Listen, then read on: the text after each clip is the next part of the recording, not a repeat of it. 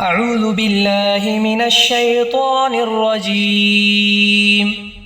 بسم الله الرحمن الرحيم. الرحمن علم القرآن خلق الإنسان علمه البيان. الشمس والقمر بحسبان والنجم والشجر يسجدان والسماء رفعها ووضع الميزان ألا تطغوا في الميزان وأقيموا الوزن بالقسط ولا تخسروا الميزان والأرض وضعها للأنام فيها فاكهة والنخل ذات الأكمام والحب ذو العصف والريحان فبأي آلاء ربكما تكذبان.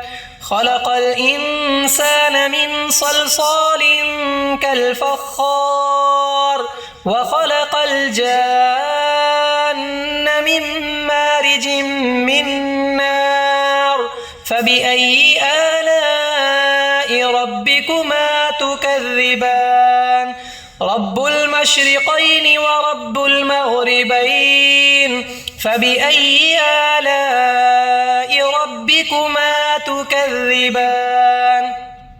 مرج البحرين يلتقيان بينهما برزخ لا يبغيان فبأي آلاء ربكما تكذبان.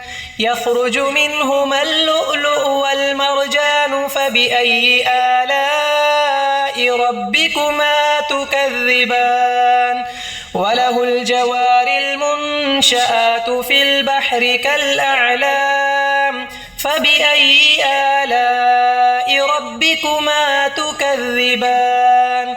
كل من عليها فان ويبقى وجه ربك ذو الجلال والإكرام فبأي آلاء ربكما تكذبان.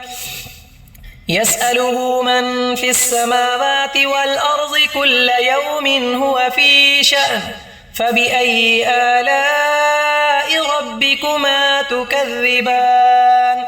سنفرغ لكم أيها الثقلان فبأي آلاء ربكما تكذبان.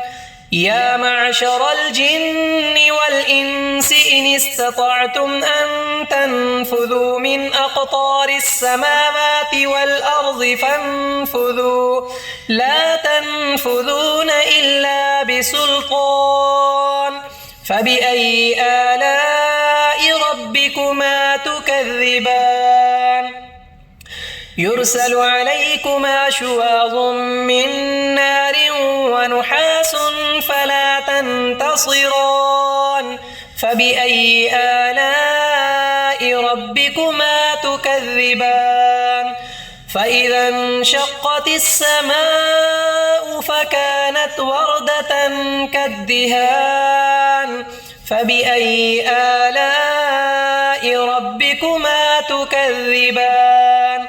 فيومئذ لا يسأل عن ذنبه إنس ولا جان فبأي آلاء ربكما تكذبان.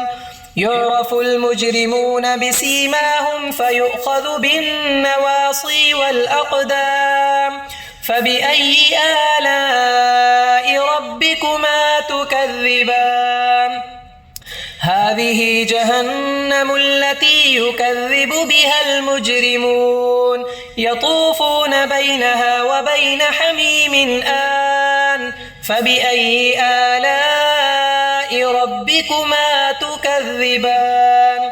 ولمن خاف مقام ربه جنتان فبأي آلاء ربكما تكذبان.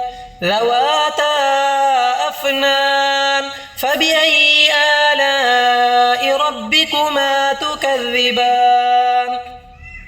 فيهما عينان تجريان فبأي آلاء ربكما تكذبان فيهما من كل فاكهة زوجان فبأي آلاء ربكما تكذبان متكئين على فرش بطائنها من استبرق وجنى الجنتين دان فبأي آلاء ربكما تكذبان فيهن قاصرات الطرف لم يطمثهن إنس قبلهم ولا جان فبأي آلاء ربكما تكذبان كأنهن الياقوت والمرجان فبأي